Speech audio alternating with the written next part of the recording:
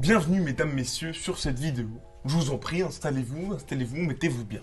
Alors, aujourd'hui, très content de vous retrouver pour parler de cette bonne vieille conquête spatiale. Bah ouais, ça fait un petit moment là. Alors, la dernière fois, on s'était arrêté sur le programme Apollo et la Saturn V. Bah, en gros, on en était là. Donc, on va dire que le programme Apollo et la mission Apollo 11 a marqué la fin de la course à la Lune parce que les Américains ils sont arrivés avant les Russes. Voilà, donc forcément. Et s'en est suivi, en fait, beaucoup plus d'exploration. C'était moins la guéguerre, on va dire, du côté espace, je veux dire, entre les deux. C'était plus, voilà, chacun faisait son truc de son côté. Ils ont même travaillé ensemble à des moments. Mais voilà, c'était plus axé sur l'exploration, on va dire, après le fiasco Apollo. En fait, c'était aussi moins la course parce que Korolev est mort. Hein. Je vous rappelle que Korolev décède, la N1 n'arrive pas à décoller, elle explose. En continu, donc bon, c'est un peu compliqué de performer, quoi. Du coup, les Russes, ils rétrogradent un peu, ils avancent un peu moins vite, et les Américains, ils sont à fond. Bon, on va voir que les Russes sont quand même pas mal à fond à des moments, quand même. Donc on reprend en 1970, et c'est la Chine qui envoie un truc là-haut pour la première fois. Et voilà, en fait, ça devient une puissance spatiale, parce qu'en fait, voilà, tout le monde se rend compte que, d'envoyer des trucs dans l'espace, c'est quand même vachement bien.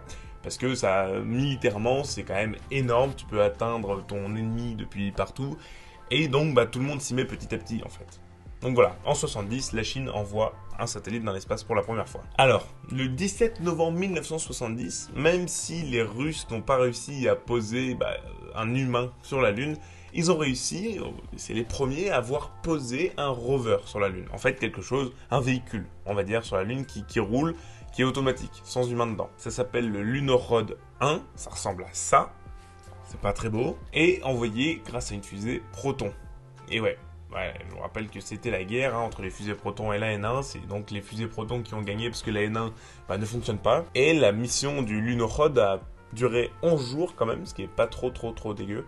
Et chose que je ne savais pas, mais ça pèse 800 kilos, ce truc c'est énorme. Un peu comme ma... Et un mois plus tard, le 15 décembre 1970, le premier atterrissage sur une autre planète a lieu. Énorme. Énorme. C'est sur Vénus qu'une sonde se pose, elle s'appelle Venera 7, et c'est bien évidemment les Russes, et oui, qui posent pour la première fois une sonde sur une autre planète. Bien joué. En vrai, ils enchaînent là, ils sont chauds. Et donc, c'est une capsule qui fait environ 500 kg, nommée donc Venera 7, qui se pose sur la jumelle maléfique de la Terre. Après s'être posée sur le sol de Vénus, elle durera 23 minutes et les signaux envoyés à la Terre furent extrêmement faibles et elle mourra à cause des 90 bars de pression et de la température de 475 degrés Celsius. Voilà. Le 13 novembre 1971, c'est la sonde Mariner 9 arrive à rentrer en orbite autour de Mars. Bien joué aussi. Et elle nous sort cette petite photo. Et évidemment, Mariner, ça sonne plus américain, pour le coup. Mais bien joué, parce qu'ils arrivent quand même à survoler un autre astre, mettre en orbite autour d'un autre astre, autre que la Lune, je veux dire, beaucoup plus loin, quoi. Mars, c'est plusieurs millions de kilomètres, alors que la Lune, c'est quelques centaines de milliers. Bon, c'est quand même énorme, mais bon, voilà. Donc, c'est quand même aussi un exploit. Mais de poser sur Vénus, aussi, est un énorme exploit. Mais bordel, 3 semaines après, c'est les Russes qui se posent sur Mars. Oui, et c'est qui fout le sol? Vladimir Poutine. Ah non, pas du tout. Non, c'est une petite sonde qui se pose dessus, et c'est Mars 3. C'est pareil, c'est déjà beaucoup plus dur d'atterrir sur Mars que sur Vénus à cause de la densité de l'atmosphère en fait, parce que sur Vénus les sondes ralentissent vachement parce que l'atmosphère est hyper dense, alors que sur Mars pas du tout, donc c'est beaucoup plus compliqué. Mais malheureusement la sonde s'éteint juste après confirmation de l'atterrissage. Ah mais les pompiers, mais ils peuvent pas faire moins de bruit. Donc la sonde en arrivant sur Mars en fait cesse de fonctionner. Donc voilà.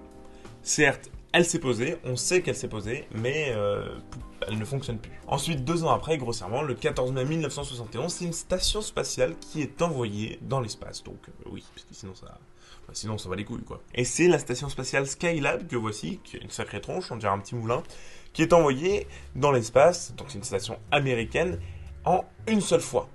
Ok, normalement les stations spatiales, on les assemble avec plusieurs lanceurs qui envoient plusieurs modules. Là, c'est un seul lanceur, un seul module. Et vu que le lanceur, c'est la Saturn V, voilà, elle arrive à emmener 140 tonnes en orbite basse. Voilà, qu'est-ce que tu veux que je te dise? C'est juste beaucoup trop. C'est juste beaucoup trop. Mais voilà, quoi, la première station spatiale, Skylab. Fin d'année 1973, c'est une des plus belles planètes du système solaire qui est survolée par une sonde qui s'appelle Pioneer 10. C'est une sonde américaine qui survolera Jupiter et qui nous enverra cette photo. Et il faut savoir autre chose, c'est que Pioneer 10, pendant assez longtemps, ça a été la sonde la plus rapide faite par l'homme. 132 000 km/h. C'est pas mal, ça te fait un Paris-Marseille en une vingtaine de secondes, quoi. C'est pas dégueu, hein. Ensuite, les Américains enchaînent le 29 mars 1974. Ils envoient une sonde Mariner 10 qui survole Mercure. Voilà. Petite planète la plus proche du Soleil qui crame bien comme il faut. Voilà, elle nous envoie cette photo, c'est parfait. Ensuite, un événement assez important, c'est l'Europe, collaboration avec plusieurs pays de l'Europe en fait, créer l'ESA, l'agence spatiale européenne, tout simplement. Donc c'est le 31 mai 1975 que l'ESA est créée, Ariane Group suit, et en fait, les lancements de l'ESA se font à Kourou, en Guyane française. La Guyane est en fait très proche de l'équateur, ce qui procure un énorme avantage de lancement parce que t'es plus rapide que les autres. Voilà, comme ça vous le savez, c'est toujours bon à savoir. Ensuite, dans l'année 1974, les Russes réessaient Vénus. Ils veulent renvoyer un truc là-bas. Et c'est Venera 9 qui atterrit sur Vénus. Et elle nous envoie pour la première fois la photo d'un sol autre que la Terre, d'une autre planète. On a déjà eu la Lune, mais voilà, c'est d'une autre planète. Pour la première fois, on voit le sol, depuis le sol, d'une autre planète. C'est énorme. C'est dingue. Et donc c'est cette photo envoyée par Venera 9 qui, elle, durera beaucoup plus longtemps que Venera 7. Hein. Je vous rappelle que Venera 7 c'était 23 minutes. Venera 9 c'est quand même plusieurs jours. Le 20 juillet 1976, c'est des images du sol martien qui sont envoyées chez nous en fait. Envoyées par la sonde Viking 1 qui s'est posée quelques heures avant, les Américains ont réussi à poser un objet sur Mars sans le détruire.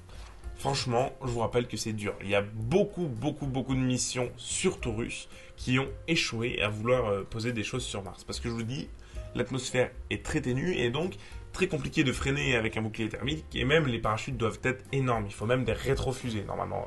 Même très souvent, ils utilisent des rétrofusées. Donc voilà, Viking 1 nous envoie des photos du sol martien pour la première fois en 76. Ensuite, avant l'arrivée de l'Inde en 1980 dans la course à l'espace, qui deviendra alors la 7e puissance spatiale, c'est la sonde Pioneer 11 qui nous envoie des photos de son survol de la plus belle planète du système solaire, Saturne. Je vous laisse contempler, hein, quand même, parce que c'est stylé, quoi. Elle survola en fait Jupiter en 1974 et arriva à Saturne 5 ans après, en 1979.